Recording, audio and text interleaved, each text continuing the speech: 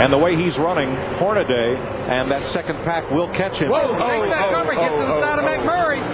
Across the grass, across pit road. Roof flaps put him back on the ground. That car was fixing to take off when those roof flaps deployed. It put him back on the ground. And the best thing they ever did was pave all this right through here. Caution is out. Caution is out. Here we go. 4 laps to go this time by. Dale Jr. is blocking that bottom. You can't give up the bottom. And instead of pulling out, Nemechek gave him a push. Yeah, well, you just can't give up the bottom. If you do, you get hung out to dry. All those cars that are on the lead lap will go right by you.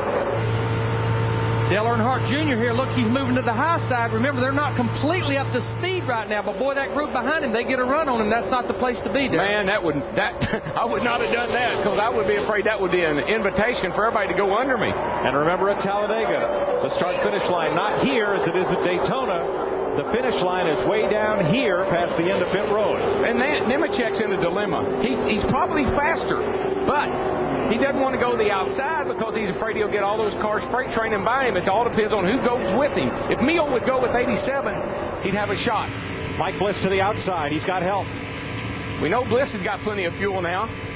One driver who doesn't, Ashton Lewis Jr. He's out of gas, coasting on the apron, turn 4. And he stopped. He stopped. We may get a caution. This could be the race. This will be the race right here. Not enough time for a red flag. Caution will be out. I don't think Nemechek can do anything with Dale Jr. down here to the start-finish line. As long as he hugs the bottom. Nobody's close enough to help him. Earnhardt Jr. brings them around through the tri-oval. Nemechek looking, but there is nowhere lower to go.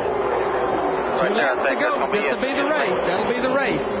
But he's got to make another 2.5 miles. You can see him wiggling back and forth. You heard him say, I've lost fuel pressure. I don't have all the fuel pressure. He'd probably like to go 2.5. He's got to go 2.6. Oh, yeah. This will be the longest lap of Dale Jr.'s life. See him wiggling back and forth just a little bit, making sure keeping fuel pushed over to that right rear corner. Joe Nemechek in 87 right behind him. Don't say nothing. Get out there.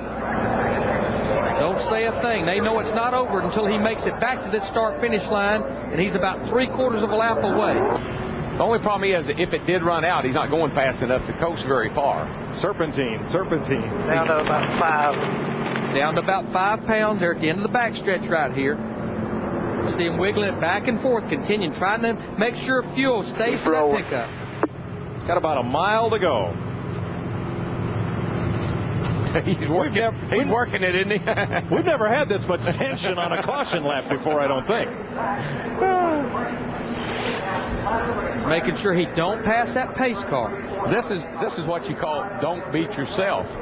That's the whole thing right here. He's got it won. Because every one of these guys had an opportunity a few laps ago to come top off with fuel. He's got it made now. I believe. Heck, he'll probably get up on the banking now. But if that car slows much below pace car speed, it's still running. He's fine. He's not going to get on that 18 degrees of banking. He can't pass the pace car, but he wants to stay right with it. Wiggling back and forth.